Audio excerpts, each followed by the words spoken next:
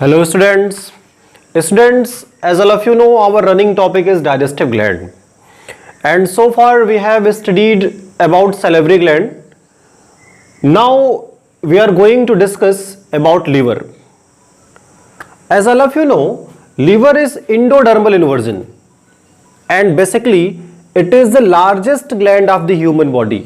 ये एक नंबर का क्वेश्चन कई बार पूछा जाता है.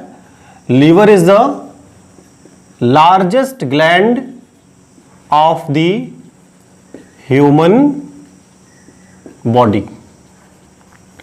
इंडोडर्मल वर्जिन का होता है, पहले भी मैंने बोला इंडोडर्मल वर्जिन का होता है. लीवर की लोकेशन की बात कर दे, लीवर कहां प्लेस्ड होता है, तो बेटा liver is placed above the stomach, stomach के ऊपर और डायफ्राम के नीचे, और डायफ्राम के नीचे यानी कि अबव द स्टमक और बिलो डायफ्राम. ये लीवर की लोकेशन है बेटा. नियर अबाउट 1.4 किलोग्राम वेट का लीवर होता है. रेडिश ब्राउन कलर का होता है, रेडिश ब्राउन कलर का लीवर होता है बेटा. तो largest gland of the human body, endodermal virgin का हुआ, above the stomach below the diaphragm इसकी लोकेशन हुई, 1.4 किलोग्राम वेट का हुआ, रेडिश ब्राउन कलर का हुआ. लीवर में लोब्स की बात करें तो वैसे तो लीवर में बेटा 4 लोब्स होते हैं, ठीक है. उसमें left lobe, right lobe, quadrate lobe और कॉर्डेट लोब. ये इस तरह से 4 लोब्स होते हैं लीवर के बेटा. लेकिन जब आप एंटीरियर व्यू से देखोगे, जैसा कि बगल में मैंने आप देखिए लीवर का एक एंटीरियर व्यू बनाया है, तो इसमें आपको राइट और लेफ्ट ये 2 लोब्स ही विजिबल होंगे. क्वाड्रेट और कॉर्डेट को आप एंटीरियर व्यू से ऑब्जर्व नहीं कर सकते हैं. तो ये राइट लोब हो गया लीवर का, ये लेफ्ट लोब. राइट लोब थोड़ा सा बड़ा है, लेफ्ट लोब थोड़ा सा छोटा है. लीवर ध्यान दीजिएगा कुछ लिगामेंट्स के द्वारा अटैच्ड होते हैं, ये ध्यान दीजिएगा, जिसमें फैल्सीफॉर्म लिगामेंट और कोरोनरी लिगामेंट, ये 2 लिगामेंट्स हैं जो लीवर को एक प्रॉपर वे में उसे प्लेस करने में एक महत्वपूर्ण भूमिका निभाते हैं. बेसिकली जो कोरोनरी लिगामेंट है, कोरोनरी लिगामेंट ये डायफ्राम से अटैच होता है. साथ ही साथ जो फैल्सीफॉर्म लिगामेंट है ये इसे इसके एक तरह से एब्डोमिनल वॉल से कनेक्ट करने में ये लिगामेंट ये अपनी एक महत्वपूर्ण भूमिका निभाता है. तो बेसिकली 2 लिगामेंट्स, फैल्सीफॉर्म और कोरोनरी लिगामेंट, ये दोनों लीवर को एक प्रॉपर प्लेस पे होल्ड करने में एक महत्वपूर्ण भूमिका निभाते हैं. तो ये तो लीवर का थोड़ा सा बेटा स्ट्रक्चर रहा, थोड़ा लोब्स की बात रही. अब ध्यान दीजिएगा, लीवर को एक और नाम से जानते हैं, हिपर. कहीं कहीं अगर इसका इस शब्द का प्रयोग होता है हिपर का, तो इसका मतलब ये लीवर की ही बात की जा रही है. लीवर के लिए एक प्रीफिक्स का भी प्रयोग किया जाता है जिसे हम कहते हैं बेटा हिपैटिक. हिपैटिक जैसे hepatic artery, hepatic veins, hepatic lobules, hepatocytes. तो जहां भी हिपैटिक शब्द आए मतलब वो किससे एसोसिएटेड है? लीवर से एसोसिएटेड है. किससे एसोसिएटेड है बेटा? लीवर से. तो ये तो लीवर की बात रही, थोड़ी सी हिपर की बात रही, हिपैटिक की बात रही, और ये बेसिक चीजें जो कि आपको लीवर के बारे में क्लैरिफाई होना चाहिए. लीवर एक कैप्सूल के द्वारा कवर्ड होता है, इसके बाहर की एक जो कवरिंग है उसे हम लीवर कैप्सूल भी कहते हैं, जो इसे पूरी तरह से प्रोटेक्ट रखता है, इसे डैमेज और इंजरी से बचाता है. अब ये तो थोड़ी सी लीवर का बेसिक इंफॉर्मेशन रहा जो कि आपको क्लैरिफाई होना चाहिए. अब ध्यान दीजिएगा, जो फंक्शनल यूनिट है लीवर की, फंक्शनल यूनिट ऑफ लीवर, तो लीवर की बेटा फंक्शनल यूनिट जो होती है उसे हम लोबुल्स कहते हैं. क्या कहते हैं? लोबुल सिंगुलर हुआ, प्लूरल हो जाएगा लोबुल्स. लोबुल्स ये फंक्शनल यूनिट होती है लीवर की. लोबुल्स को अगर आप ध्यान से बेटा ऑब्जर्व करें तो इस तरह से ये फंक्शनल यूनिट, सपोज कर लीजिए ये सारी फंक्शनल यूनिट्स हैं. ये लोबुल्स बेटा ये ग्लिसन्स कैप्सूल ग्लिसन्स कैप्सूल के द्वारा सेपरेटेड होते हैं। ये लोबूल हो गया आपका, और इसे सेपरेट कौन कर रहा है बेटा? Glisson's capsule. लोबूल्स के अंदर जो सेल्स होती हैं इन्हें हम हेपेटोसाइट्स कहते हैं। क्या कहते हैं बेटा? हेपेटोसाइट्स। कॉर्ड्स ऑफ हेपेटोसाइट्स इसमें प्लेस्ड होती हैं, ठीक है, कॉर्ड्स ऑफ हेपेटोसाइट्स। अब ये कॉर्ड ऑफ हेपेटोसाइट्स बेटा रेडियल पैटर्न में इस लोबुल्स में अरेंज्ड फेज में पाई जाती हैं। तो लीवर की फंक्शनल यूनिट क्या हुई बेटा? लोबुल्स। लोबुल्स सेपरेटेड हुए किसके द्वारा? ग्लिसन्स कैप्सूल के द्वारा। और लोबुल्स के अंदर आपने देखा तो आपको कार्ड्स ऑफ हेपेटोसाइट्स इस तरह से ऑब्जर्व मिल जाएंगे। अब ध्यान दीजिएगा, हेपेटोसाइट्स के बीच में, जैसे ये लोबूल है तो इसमें भी ये हेपेटोसाइट्स इस तरह से प्लेस्ड है। हेपेटोसाइट्स के बीच का जो स्पेस होता है, ये स्पेस, दो हेपेटोसाइट्स के बीच का स्पेस, इसे हम बेटा कहते हैं सिनुसॉइड्स। सिनुसॉइड्स में सिनुसाइडल कैपिलरीज भी पाई जाती हैं। आपने एक नाम सुना होगा लीवर के बारे में, कुफर सेल्स। कुफर सेल, ये सिनुसाइडल स्पेस में ही ये कुफर सेल्स प्लेस्ड होती हैं बेटा। और कुफर सेल्स फाइगोसेटिक नेचर की होती हैं, फाइगोसेटिक नेचर की होती हैं। अर्थात जो भी फॉरेन मटेरियल या फॉरेन ऑर्गेनिज्म अगर प्रेजेंट है जो कि हमारे लिए एक तरह से हार्मफुल है, तो उनको फाइगोसाइटोसिस के द्वारा ये कुफर सेल डिस्ट्रॉय कर देती हैं, जिससे कि हम उनके इल इफेक्ट से, उन पैथोजेंस के इल इफेक्ट से अपने बॉडी को या लीवर को सेव कर लेते हैं। तो ये कुफर सेल्स कहां प्लेस्ड होती है बेटा? इसी सिनुसॉइड्स में ये कुफर सेल्स पाई जाती हैं। और सिनुसॉइड्स क्या हुआ? अभी मैंने बोला लोबुल्स में जो प्रेजेंट हेपेटोसाइट्स से इनके बीच के स्पेस को हम सिनुसॉइड्स कहते हैं। सिनुसाइडल कैपिलरीज पाई जाती हैं और सिनुसॉइड्स में ही कुफर सेल्स की प्रेजेंस होती है जो कि फाइगोसेटिक नेचर की होती हैं, जो कि फॉरेन पार्टिकल को डिस्ट्रॉय करने का, पैथोजेनिक एजेंट्स को किल करने में अपनी एक महत्वपूर्ण भूमिका निभाती है। तो आपको लगता है मुझे जो फंक्शनल यूनिट है लीवर की, लोबुल्स और फिर ग्लिसन्स कैप्सूल, लोबुल्स, हेपेटोसाइट्स, फिर कैसे इसका पैटर्न कैसा, सिनुसॉइड्स और कुफर सेल्स, ये इतनी चीजें क्लेरिफाई हो गई। अब ध्यान दीजिएगा, लीवर का जो बेसिक फंक्शन होता है आपको पता है, वो बाइल का सेक्रेशन होता है। हालांकि लीवर के बहुत सारे फंक्शंस हैं, लेकिन अगर डाइजेस्टिव इंपॉर्टेंस से देखा जाए तो लीवर किसको सेक्रेट करता है? बाइल को सेक्रेट करता है, ठीक है। और जो बाइल सेक्रेट किया जाता है, ये बाइल कैपिलरीज के थ्रू सेक्रेट होता है बेटा। फाइन कैपिलरीज होती हैं, इन्हें हम बाइल कैपिलरीज कहते हैं। क्या कहते हैं?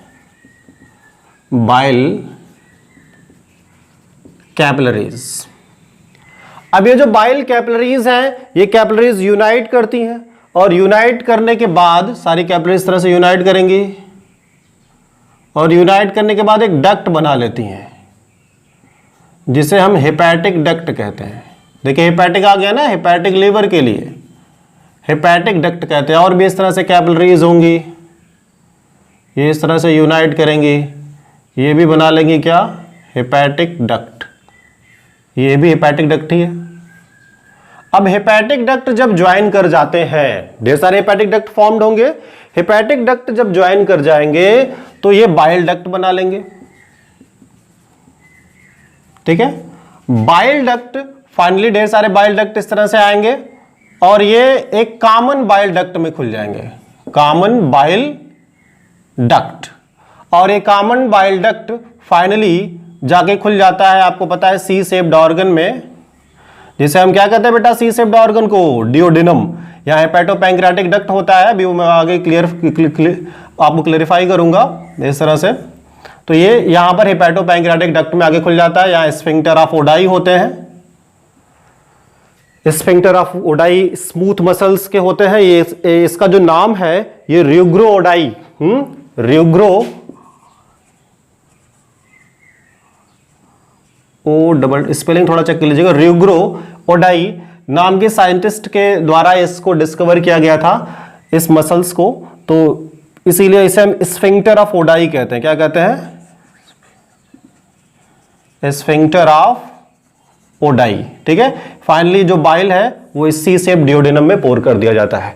तो क्लियरिफाई हुआ, ये लोबूल से बाइल कैपिलरीज इस तरह से निकली, bile capillaries finally hepatic ducts में कन्वर्ट हो गए, ज्वाइन होके हेपेटिक डक्ट बाइल डक्ट में, bile duct common bile duct में, फिर यहां से हेपेटोपैंक्रियाटिक डक्ट में। इस डक्ट का क्या नाम है, थोड़ा खचपच सी मच गई है, थोड़ा ध्यान दीजिएगा। हेपेटो पैंक्रियाटिक डक्ट के थ्रू होते हुए ये कहां पहुंच गया, डिओडेनम में, डिओडेनम, ठीक। तो ये बेसिकली जो इस तरह से बाइल का फॉर्मेशन हुआ, bile hepatic duct, bile duct, common bile duct, और इस तरह से कैसे ये बाइल पहुंच गया आपके डिओडेनम में, अपना वो काम करेगा बाइल का, फैट का एमल्सिफिकेशन करेगा, वो मैं आगे भी डील करूंगा। तो ये तो जो बेसिक आपको इंफॉर्मेशन रही, किसकी बात रही बेटा, लीवर की बेसिक इंफॉर्मेशन, जो कि इसका फंक्शन है, इसका जो फंक्शनल यूनिट है, और किस तरह से ये बाइल का सेक्रेशन कर रहा है। अब ध्यान दीजिएगा, अब फंक्शंस की बात कर लेते हैं लीवर के।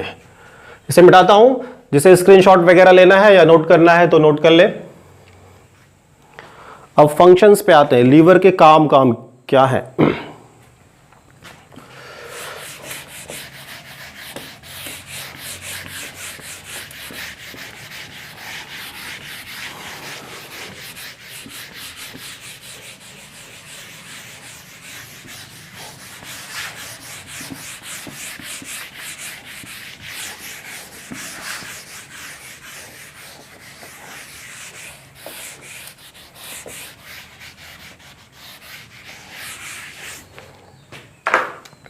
Function of liver, function of liver.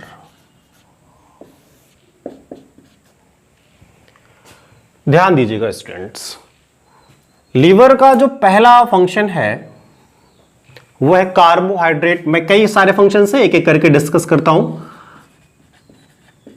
Carbohydrate metabolism. अभी बाइल जो डाइजेस्टिव इंपॉर्टेंस का है मैं उसको बाद में डिस्कस करूंगा। बाकी जो थोड़े एडिशनल फंक्शंस हैं जो कि लीवर के बारे में आपको पता होने चाहिए, उनके बारे में एक एक करके मैं डिस्कस करता हूं। Carbohydrate metabolism. स्टूडेंट, आपको पता है ग्लूकोज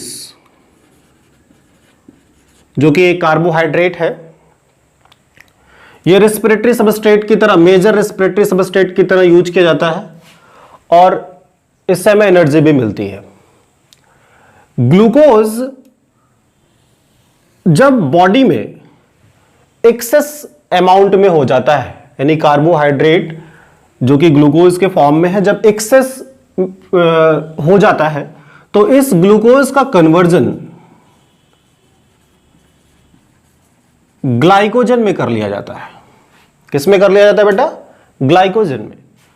और ये जो ग्लाइकोजन है ये हमारे बॉडी का रिजर्व फूड मटेरियल है। क्या है बेटा? Reserve food material. जब इमरजेंसी की कंडीशन होती है तब हम इस ग्लाइकोजन का प्रयोग करते हैं। और जिस हार्मोन के इन्फ्लुएंस में ये ग्लूकोज ग्लाइकोजन में कन्वर्ट होता है उसे हम कहते हैं बेटा इंसुलिन। क्या कहते हैं? इंसुलिन। ये काम कहां हो रहा है? ये काम बेटा लीवर में हो रहा है। ग्लूकोज किस में कन्वर्ट कर दिया जा रहा है? ग्लाइकोजन में। और फिर ग्लाइकोजन लीवर की सेल्स में, हेपेटिक सेल्स में, हेपेटिक ग्लोबुल्स में ये जाके स्टोर्ड हो जा रही हैं। इसको बहुत सिंपल वे में समझने के लिए इस तरह से आप समझिएगा। मैं थोड़ा सा और डीप में जाता हूं। ये कैसे ग्लूकोज का कन्वर्जन ग्लाइकोजन में हो रहा है, कैसे कार्बोहाइड्रेट का मेटाबॉलिज्म हो रहा है, इसको थोड़ा समझिएगा।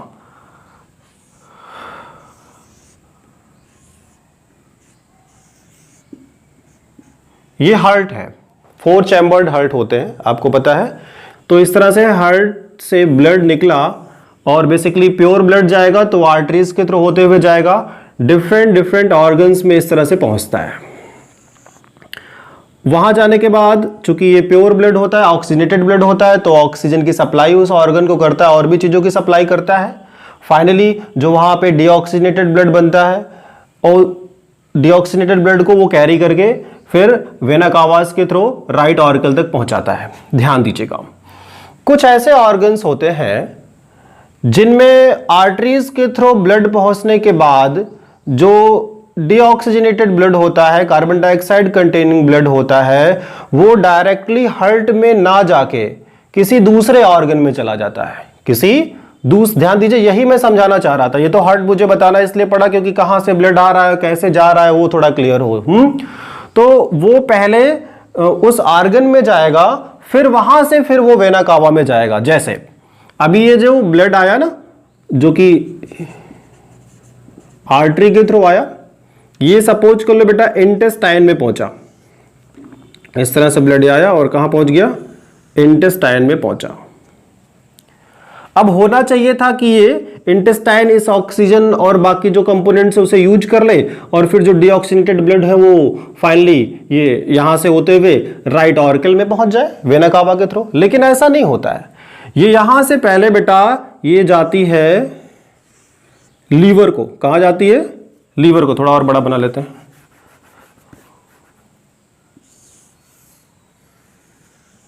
ये कहां को जाती है? पहले लीवर को जाती है।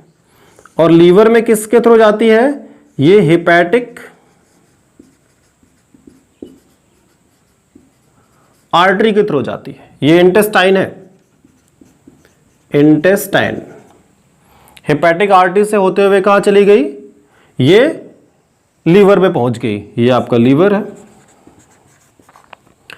अब जब लीवर में पहुंची तो होता क्या है बेटा ना, कि जो यहां से ब्लड पास आउट हो रहा है हेपेटिक आर्टरी के थ्रू, इसमें कुछ अभी भी यूजफुल चीजें होती हैं, बेसिकली ग्लूकोज।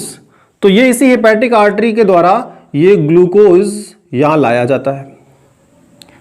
अब ये ग्लूकोज फाइनली जो यहां पर हेपेटिक सेल्स हैं, इनमें ग्लाइकोजन के फॉर्म में स्टोर कर लिया जाता है। अब समस्या यह है, ग्लूकोज का कन्वर्जन ग्लाइकोजन में होना है तो कैसे होगा? ध्यान दीजिएगा, ये जो आर्टरी आ रही है ये बहुत सारे ऑर्गन्स में डिस्ट्रीब्यूट होती है ना, ये यहां फाइनली पैंक्रियाज को भी जाती है।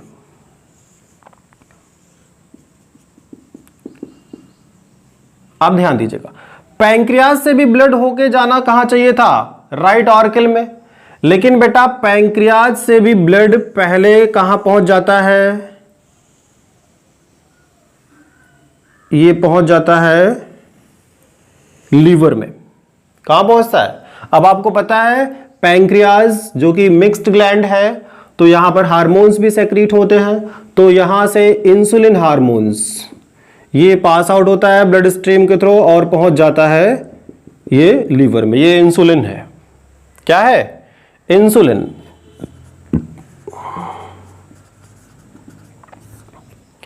अब कुछ इस तरह समझिएगा, ध्यान दीजिएगा। इंसुलिन यहां पर एक बूढ़े बंदे की तरह कार्य करता है। घर के जो बूढ़े बुजुर्ग होते हैं वो हमेशा बच्चों को डांटते रहते हैं, बेटा घर के अंदर जाओ, घर के अंदर जाओ। तो ये भी जो इंसुलिन बूढ़ा बंदा है, ये ग्लूकोज जो कि छोटे छोटे प्यारे प्यारे बच्चे हैं उन्हें कमांड देता है कि बेटा तुम जाओ और घर के अंदर चले जाओ, यानी कि हिपेटोसाइट्स में चले जाओ। तो इसने यही काम किया ना, इन छोटे छोटे बच्चों को इस बूढ़े बंदे ने ग्लाइकोजन में कन्वर्ट करके हेपेटोसाइट्स में बंद कर दिया। ठीक है, यानी ग्लूकोज का कन्वर्जन किस में हो गया बेटा? ग्लाइकोजन में हो गया। इस पूरी प्रोसेस को हम कहते हैं ग्लाइकोजेनेसिस। क्या कहते हैं बेटा? ग्लाइकोजेनेसिस। अब ध्यान दीजिएगा, अब जब ग्लूकोज ग्लाइकोजन के रूप में यहां जाके बंद हो गया तो इन छोटे छोटे बच्चों की मम्मी आई। मम्मी यहां पे कौन है? वो ग्लूकागॉन है। अब आपको पता है ग्लूकागॉन भी यहीं से जाएगा। ये ग्लूकागॉन है, बच्चों की, छोटे छोटे बच्चों की मम्मी। अब माता वैसे भी बड़ी दयालु होती है, तो ये जो ग्लाइकोजन के फॉर्म में बच्चे बंद हो गए थे हेपेटोसाइट्स में, ये इन्हें कमांड करती है और कमांड करने के बाद इनको फिर ग्लूकोज के फॉर्म में फ्री कर देती है घूमने के लिए। यानी कि अब क्या हुआ, जो ग्लाइकोजन बना था, ठीक है, वो ग्लूकागॉन के द्वारा किस में कन्वर्ट कर दिया गया बेटा? फिर ग्लूकोज में कन्वर्ट कर दिया गया। इस प्रोसेस को हम कहते हैं ग्लाइकोजीनोलिसिस। क्या कहते हैं? ग्लाइकोजिनोलिसिस। अब फिर ये ग्लूकोज जब आप फास्टिंग की कंडीशन में होते हैं या आपको एनर्जी नहीं मिल रही होती, भाई रिजर्व फूड मटेरियल है ना, रिजर्व कंडीशन में, जैसे गाड़ी में जब पेट्रोल खत्म हो जाता है तो रिजर्व में लग जाता है, इमरजेंसी में काम करता है। तो रिजर्व फेज में ये जो ग्लाइकोजन है फिर ग्लूकोज के फॉर्म में कन्वर्ट हो जाता है और बॉडी में, जो कि रेस्पिरेटरी सबस्ट्रेट है, तो एनर्जी प्रोड्यूस करने में अपनी भूमिका निभाता है और आप फंक्शनलेबल होते हैं पूरी तरह से प्रॉपरली। तो ये ग्लाइकोजिनोलिसिस हुआ। इस तरह से आप देख रहे हैं इंसुलिन और ग्लूकागॉन ये दोनों एंटागोनिस्टिक फंक्शन कर रहे हैं, एक दूसरे के विपरीत फंक्शन कर रहे हैं, दोनों एक दूसरे के दुश्मन हैं, लेकिन बॉडी के लिए दुश्मन नहीं है। अब बॉडी के लिए तो जरूरी ही है ना। अगर ध्यान दीजिएगा, अगर इंसुलिन और ग्लूकागॉन प्रॉपर वे में फंक्शनेबल ना हो तो आपके बॉडी में जो ग्लूकोज का लेवल है वो प्रॉपर वे में मेंटेन नहीं हो पाएगा। तो ग्लूकोज के लेवल को मेंटेन करने में इंसुलिन और ग्लूकागॉन, ब्लड ग्लूकोज लेवल को मेंटेन करने में इंसुलिन और ग्लूकागॉन एक महत्वपूर्ण भूमिका निभाते हैं। अभी आप देखिए जो डायबिटीज के पेशेंट होते हैं उनमें जब ग्लूकोज अधिक हो जाता है तो उनको इंसुलिन अगर बॉडी में नहीं बन रहा है, पैंक्रियाज इंसुलिन प्रॉपर्ली नहीं बना पा रही है, तो उनको बाहर से इंसुलिन का इंजेक्शन लेना पड़ता है जिससे कि उनका ग्लूकोज ग्लाइकोजन में कन्वर्ट हो जाए, ब्लड ग्लूकोज लेवल कम हो जाए। हालांकि बॉडी ऑलरेडी ये फंक्शनेबल होती है, इस तरह की एक्टिविटीज करती रहती है कि इंसुलिन का सेक्रेशन हो, ग्लूकागॉन का सेक्रेशन हो, जिससे कि ब्लड ग्लूकोज लेवल मेंटेन हो जाए। तो ये तो थोड़ी सी बात रही बेटा ग्लाइकोजेनेसिस और ग्लाइकोजिनोलिसिस की, बहुत ज्यादा डिटेल में मैं नहीं जाऊंगा। तो आप देखें जो ये काम कहां हो रहा है बेटा, लीवर में हो रहा है।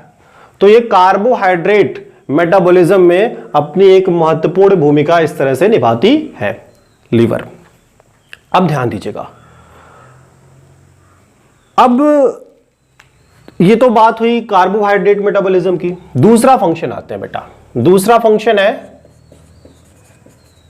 Protein metabolism.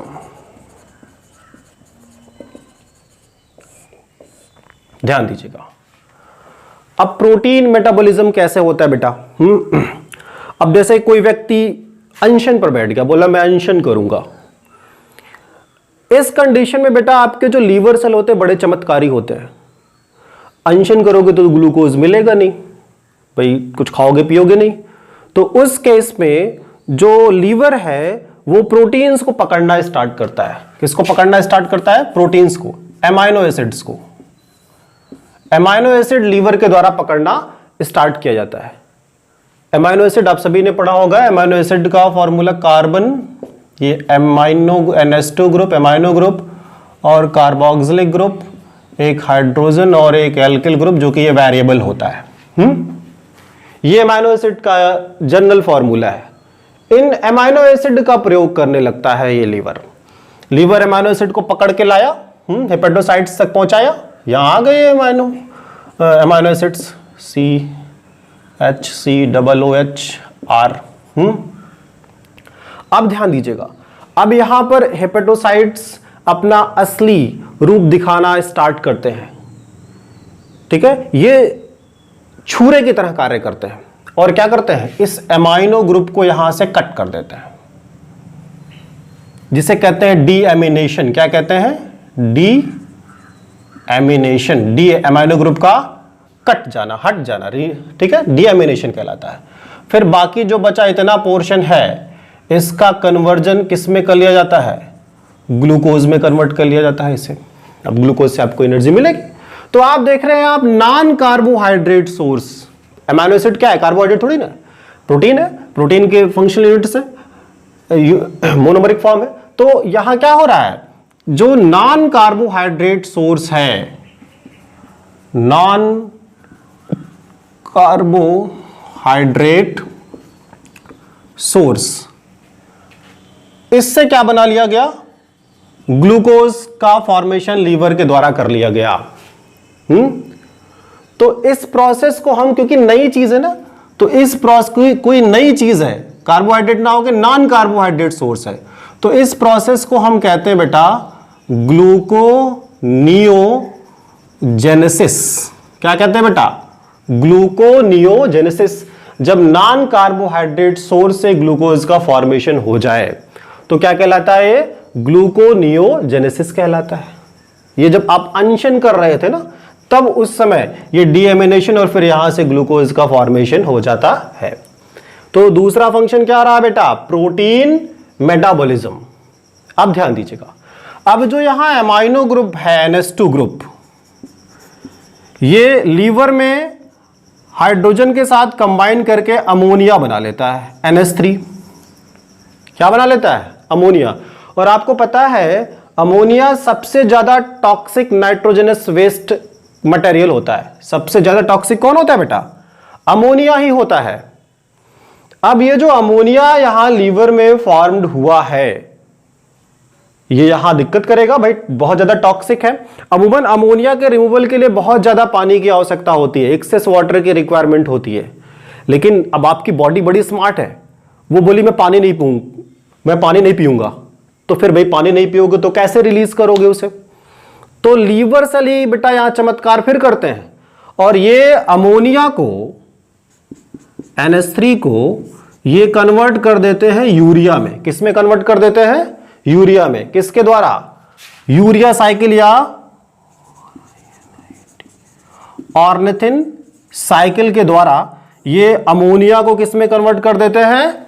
यूरिया में कन्वर्ट कर देते हैं। अब हम लोग यूरियोटेलिक है, यूरिया एक्सक्रीट करते हैं, तो हम इसको फिर ये यहां से ब्लड से किडनी में चला जाएगा। किडनी फिल्ट्रेशन का काम करती है ना, तो वहां से वो इस टॉक्सिक मटेरियल को, यूरिया को बाहर एक्सक्रीट आउट कर देगी। तो ये ऑर्निथिन साइकिल भी कहां ऑपरेट होती है? तो लीवर का एक और फंक्शन, ऑर्निथिन साइकिल कहां ऑपरेट होती है, या अमोनिया का कन्वर्जन यूरिया में कहां होता है? तो लीवर में होता है। ये लीवर बहुत काम करता है बेटा, बहुत ही इंपॉर्टेंट ऑर्गन है। जैसे माता की ढेर सारी भुजाएं होती है ना, सारी भुजाओं का अलग अलग काम होता है, उसी तरह से ये आपका लीवर भी है। इसके बहुत सारे हाथ हैं, बहुत सारा काम करता है ये। तो आप देखें यहां पर कार्बोहाइड्रेट मेटाबॉलिज्म भी किया, प्रोटीन मेटाबॉलिज्म भी किया, फिर यहां पर ऑर्निथिन साइकिल भी कंडक्ट कराया। बेटा फैट मेटाबॉलिज्म,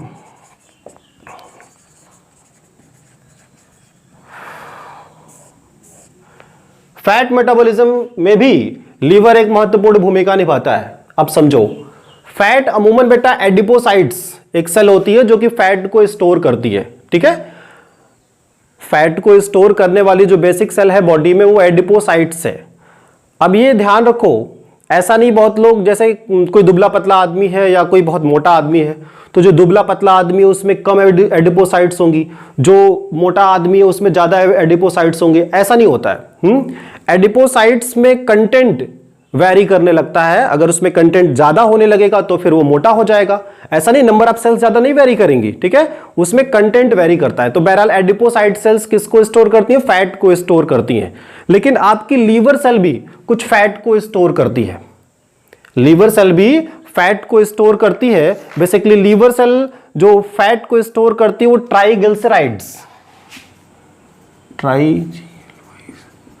ट्राइग्लिसराइड्स के रूप में स्टोर करती है, और ट्राइग्लिसराइड का भी कन्वर्जन फाइनली ग्लूकोज में कन्वर्ट कर लिया जाता है इसे। ठीक है, तो यहां फैट भी किस में कन्वर्ट हो जा रहा है? लीवर में बेटा। तो फैट मेटाबॉलिज्म भी हुआ, ट्राइग्लिसराइड को ग्लूकोज में कन्वर्ट कर दिया गया। ये भी प्रोसेस ग्लूकोनियोजेनेसिस ही कहलाएगी। क्या कहलाएगी? क्योंकि नॉन कार्बोहाइड्रेट सोर्स है ना, तो नॉन कार्बोहाइड्रेट सोर्स से ये इस तरह से ये ग्लूकोज का फॉर्मेशन हो रहा है। अब ध्यान दीजिए, लीवर अगर फैट को स्टोर कर सकती है, अभी आपने देखा भी, तो फैट सॉल्युबल विटामिन्स को भी स्टोर कर सकती है। अब विटामिन्स की बात आई। विटामिन्स आपको पता है फैट सॉल्युबल और वाटर सॉल्युबल दो तरह के विटामिन्स होते हैं। एडेक, ADEK, ये बेटा एडेक, और विटामिन बचा दो क्या? विटामिन बी और सी। विटामिन बी और सी ये वाटर सॉल्युबल विटामिन है। क्या है? ये वाटर सॉल्युबल है और ये फैट सॉल्युबल विटामिन है।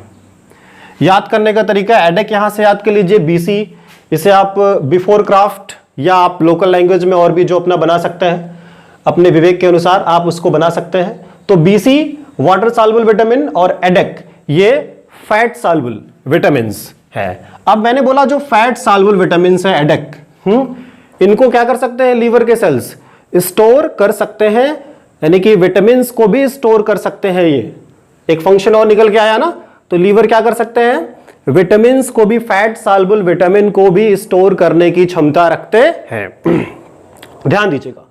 अब इसको मिटा दूं, काफी ज्यादा हो गया, जिसको कुछ नोट करना है नोट कर ले।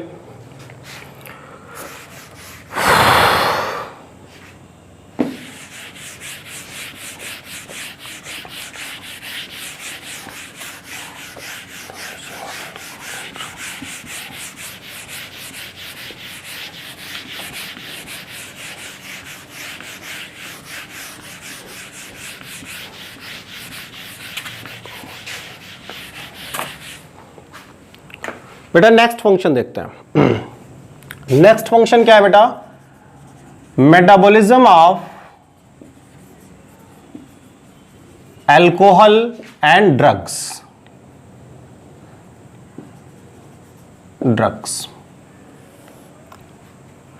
आपने अमिताभ बच्चन की एक मूवी देखी होगी, उसमें बोलता है दारू पिएगा तो लीवर सड़ जाएगा।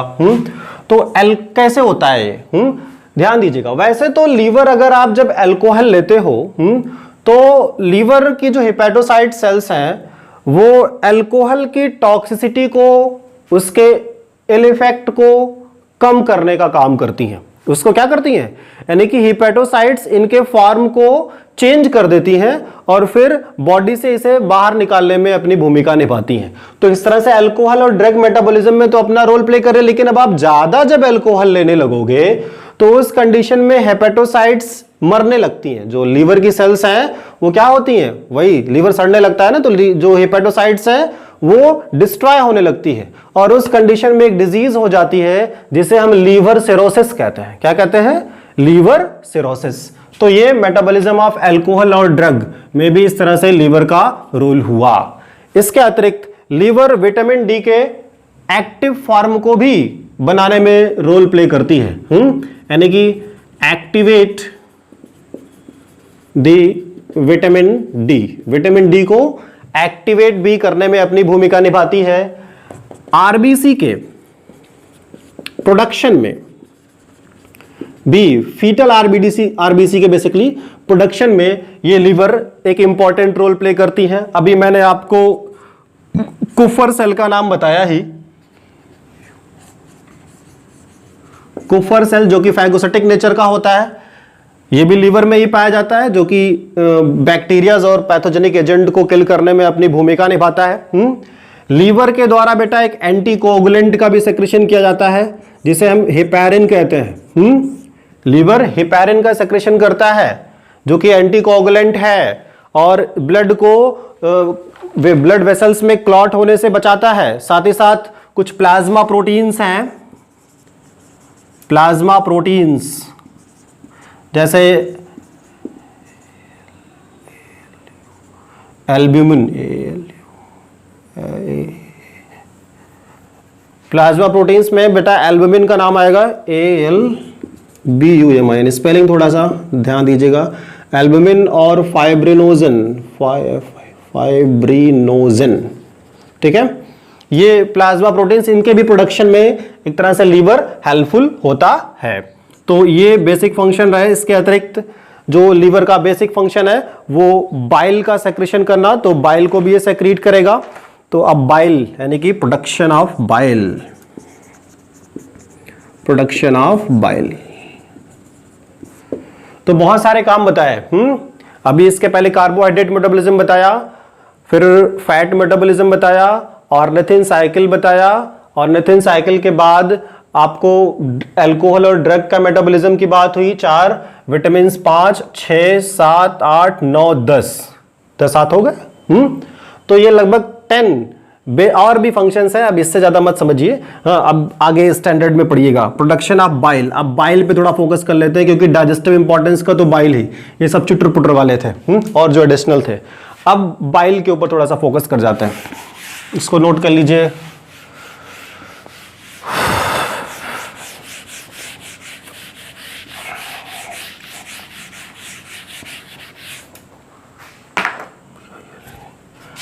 बाइल की बात आती बेटा, ध्यान से समझिएगा। बाइल बेटा ब्राउनिश ग्रीन कलर का फ्लूइड होता है जो कि हेपेटोसाइट सेल्स के द्वारा सेक्रेट किया जाता है। हेपेटोसाइट सेल्स हैं, इनमें इस तरह से ये सोनोसाइट्स होते हैं सब, इसमें ब्लड है, ग्लूकोज है, यहाँ से फाइनली जो बाइल बनता है, बाइल कैपिलरीज, बाइल डक्ट सब बताया ही, यहाँ सब आ गया बाइल। ठीक है, बाइल डक्ट्स के थ्रू ये रिलीज हो जाता है। इतना तो आपको पता है, अभी मैंने पूरा स्ट्रक्चर डिटेल में बताया था। बाइल को आप देखेंगे तो बाइल में वाटर भी होता है, बाइल में बाइल साल्ट भी पाया जाता है। ठीक है, बाइल में बाइल पिगमेंट भी होते हैं, बाइल में कोलेस्ट्रॉल भी होता है और बाइल में फास्फोलिपिड भी पाया जाता है। इतनी चीजें बाइल में होती हैं बेटा, water, bile salt, bile pigment, cholesterol और फास्फोलिपिड। इसमें बाइल साल्ट, इसका बहुत बेसिक रोल होता है बेटा डाइजेस्टिव पॉइंट ऑफ व्यू से देखा जाए, क्योंकि जो बाइल साल्ट है ये फैट का फिजिकल ब्रेक डाउन करता है, फिजिकल ब्रेकडाउन ऑफ फैट। अब फिजिकल ब्रेकडाउन ऑफ फैट क्या है, एक टर्म आपने पढ़ा होगा हाई स्कूल में भी, इमल्सिफिकेशन, इमल्सिफिकेशन ऑफ फैट। इसमें क्या होता है बेटा इमल्सिफिकेशन ऑफ फैट में, जो लार्जर फैट के मॉलिक्यूल्स हैं उन्हें स्मॉलर सब माइक्रोस्कोपिक ड्रॉपलेट्स में तोड़ दिया जाता है। स्मॉलर सब माइक्रोस्कोपिक ड्रॉपलेट्स में इसी बाइल साल्ट के द्वारा ही तोड़ा जाता है। जैसे कोई बड़ा फैट का मॉलिक्यूल है, इसे छोटे छोटे सब माइक्रोस्कोपिक ड्रॉपलेट्स में तोड़ दिया गया। तो छोटे छोटे सब माइक्रोस्कोपिक ड्रॉपलेट्स में जब ये टूट जाता है, ये जो फैट है, तो इसका जो कंबाइंड सरफेस एरिया होता है बेटा वो बढ़ जाता है। छोटे छोटे ड्रॉपलेट्स में तोड़ा गया तो क्या हो जाएगा, कंबाइंड सरफेस एरिया बढ़ जाएगा, और जब कंबाइंड सरफेस एरिया बढ़ जाएगा तो इसके ऊपर जो लाइपेज की एक्टिविटी होगी, लाइपेज की, वो मैक्सिमाइज कर जाएगी और फैट का डाइजेशन होगा। हालांकि ध्यान रखिएगा, बाइल किसी भी प्रकार के डाइजेस्टिव एंजाइम को कैरी नहीं करता है। बाइल जो है ये इसमें नो एंजाइम, नो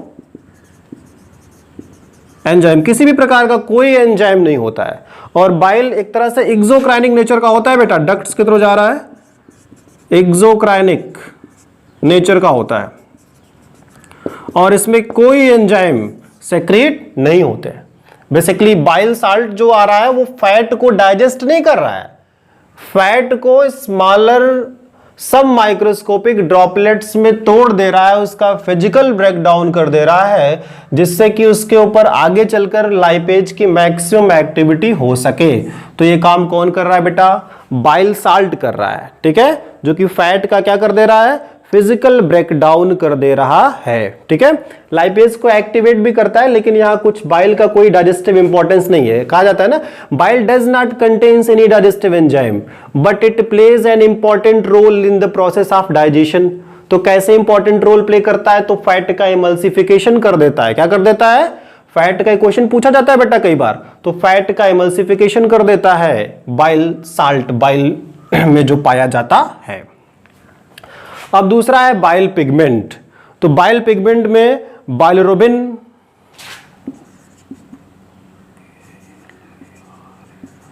बाइलरुबिन और बिलीवर्डिन का नाम आता है। ये दोनों बाइल पिगमेंट है बेटा। अब ये ध्यान दीजिएगा, बाइलरुबिन और बिलीवर्डिन का जो रिलेशन है वो बेटा स्प्लीन से है। स्प्लीन, स्प्लीन को हम ग्रेवयार्ड ऑफ आरबीसी भी कहते हैं। क्या कहते हैं बेटा, ग्रेवयार्ड ऑफ आरबीसी, क्योंकि आरबीसी में जाके वो डिस्ट्रॉय हो जाती है। अब कैसे डिस्ट्रॉय होती है, जैसे आरबीसी की भी एक लाइफ होती है, आपको पता है 120 डेज के आसपास जो रेड ब्लड सेल्स हैं वो उनकी लाइफ स्पॉन होती है। जब ये अब लाइफ स्पॉन होती है तो कैसे ये बूढ़ी होती है, कैसे मरती हैं, आपको पता है ये ब्लड वेसल्स में, ब्लड कैपिलरीज में इस तरह से फ्लो होती रहती हैं। ध्यान दीजिएगा, जब ये ब्लड वेसल्स और कैपिलरीज के थ्रू होते हुए ट्रेवल करती हैं तो आरबीसी की जो वॉल है वो ब्लड वेसल्स और कैपिलरीज से रब करती है, उसमें फ्रिक्शन एक लगता है उनके बीच में, उस फ्रिक्शन से जो आरबीसी की जो वॉल है ना वो डैमेज होना स्टार्ट होने लगती है। लेकिन जब वो स्प्लीन में पहुंचती है तो स्प्लीन की जो कैपिलरीज होती है बहुत फाइनेस्ट होती हैं, और जब फाइन कैपिलरीज से इस तरह से आरबीसी को पास आउट होना पड़ेगा तो उनकी वॉल और रैप्चर्ड होगी, और ज्यादा उस पर फ्रिक्शन बढ़ेगा तो ये रैप्चर कर जाएंगी और डिस्ट्रॉय हो जाएंगी। इसीलिए स्प्लीन को क्या कहते हैं, ग्रेवयार्ड ऑफ आरबीसी कहा जाता है। ठीक है, अब ध्यान दीजिएगा, जब ये आरबीसी ब्रेक हुए, रेड ब्लड सेल्स ब्रेक हुए, तो आपको पता है आरबीसी में हीमोग्लोबिन होता है। हीमोग्लोबिन, इसका नाम सुना ही होगा, हीमोग्लोबिन का नाम। ठीक है, हीमोग्लोबिन के दो कंपोनेंट होते हैं, एक तो हीम और दूसरा ग्लोबुलिन। ये ग्लोबुलिन प्रोटीन पार्ट है, ये आयरन कंटेनिंग ग्रुप हीम का होता है। अब जो बाइल पिगमेंट है, बाइलरुबिन और बिलीबार्डिन, ठीक है, ये हीम के ही ब्रेकडाउन पार्ट है। यही हीम का जो ब्रेकडाउन पार्ट है ये क्या है, बाइलरुबिन और बिलीबार्डिन। ग्लोबुलिन प्रोटीन है, तो प्रोटीन फिर बेटा यहां से स्प्लीन से भी, स्प्लीन से भी, अभी तो इंटेस्टाइन ने लीवर को कनेक्ट किया था, फिर पैंक्रियाज ने लीवर को कनेक्ट किया था, अब ये जो स्प्लीन है ये भी लीवर में जाएगा। किसको लेके, इसी ग्लोबुलिन प्रोटीन को लेके। जो प्रोटीन है ग्लोबुलिन वाला, यही तो ब्रेक हुआ है ना, यहां से कहां पहुंच गया, लीवर में पहुंच गया। अब लीवर में पहुंच जाएगा तो आपने अभी प्रोटीन मेटाबॉलिज्म पढ़ा ही है, तो ग्लूकोनियोजेनेसिस हो जाएगा और प्रोटीन का कन्वर्जन ग्लूकोज में कर लिया जाएगा। और जो ये तो ग्लोबुलिन का काम हो गया। और जो हीम वाला ग्रुप है, अभी मैंने बताया, ये ब्रेकडाउन कर जाएगा और बिलिरुबिन और बिलीबार्डिन में कन्वर्ट हो जाएगा। ये जो बाइल पिगमेंट है, ये बाइल को तो कलर देता है, ये साथ ही साथ जो फीकस का कलर है, क्योंकि ये वेस्ट है। आप समझिए, बाइल पिगमेंट, कोलेस्ट्रॉल और फास्फोलिपिड ये सब वेस्ट है, इन्हें बाहर निकलना है। तो लीवर भाई ये कहता है कि तुम लोग वेस्ट हो, तुम लोग को बॉडी से बाहर निकलना है, तो तुम बाइल डक्ट के थ्रू होते हुए इंटेस्टाइन में चले जाओ, इंटेस्टाइन से होते हुए बॉडी के थ्रू फीकल से बाहर, फीकल मटेरियल से बाहर निकल जाना एनएस के थ्रू। तो ये सारी चीजें फाइनली उसी इंटेस्टाइन में पहुंच जाती हैं। और ये ध्यान दीजिएगा, इंटेस्टाइन में पहुंचती हैं। अब ये बाइल पिगमेंट के कारण ही जो फीकस का कलर आता है ना, जो फीकस का कलर है वो इसी बाइलरुबिन और बिलीबार्डिन के कारण आता है। जॉन्डिस में भी, जो आगे अभी आप पढ़ेंगे, इसका एक रोल होता है। उसके बाद आती है बात कोलेस्ट्रॉल की। ये तो बाइल पिगमेंट की बात हो गई, फिर बात आती है किसकी बेटा, कोलेस्ट्रॉल की। देखिए ध्यान दीजिएगा, कोलेस्ट्रॉल भी ये प्रेजेंट होता है। अब ध्यान दीजिएगा, एक चीज मैं थोड़ा सा बताऊंगा, लीवर बता रहा हूं, लीवर में जो बाइल फॉर्म्ड होता है, लीवर में जो बाइल फॉर्म्ड होता है वो फाइनली गॉल ब्लैडर तक पहुंचता है। लीवर यहां से वाई शेप डक्ट निकलती है,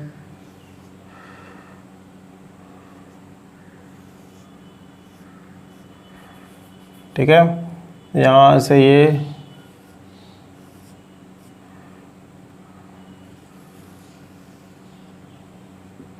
ये है गॉल ब्लैडर। क्या है बेटा, गॉल ब्लैडर।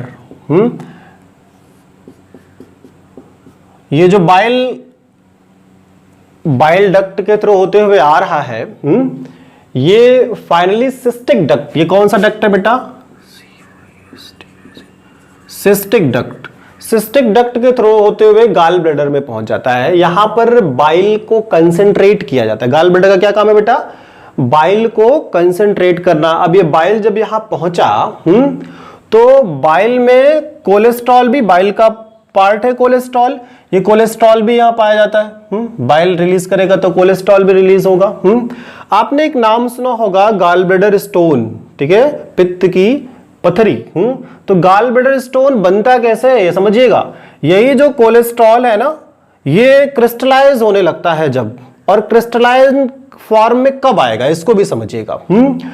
जब कोलेस्ट्रॉल यहां पर प्रेजेंट है, तो कोलेस्ट्रॉल को लिक्विड फेज में मेंटेन रखने के लिए फॉस्फोलिपिड्स की भी यहां प्रेजेंस होती है। इसमें एक फॉस्फोलिपिड है जिसका नाम है लेसिथिन। क्या कहते हैं इसे, लेसिथिन। इस लेसिथिन की प्रेजेंस इस कोलेस्ट्रॉल को लिक्विड स्टेज में मेंटेन रखती है। जब तक लेसिथिन प्रॉपर वे में है तब तक ये कोलेस्ट्रॉल लिक्विड फेज में होगा, फिर बाइल के साथ निकलता रहेगा। लेकिन जब ये लेसिथिन नहीं पाया जाता है या लेसिथिन कम हो जाता है तो उस केस में जो कोलेस्ट्रॉल है यहां क्रिस्टलाइज फॉर्म में कन्वर्ट होना स्टार्ट होने लगता है, वही बाद में स्टोन का रूप ले लेता है। तो जब स्टोन का रूप ले लेता है तब उसी को हम गॉल ब्लैडर स्टोन कहते हैं।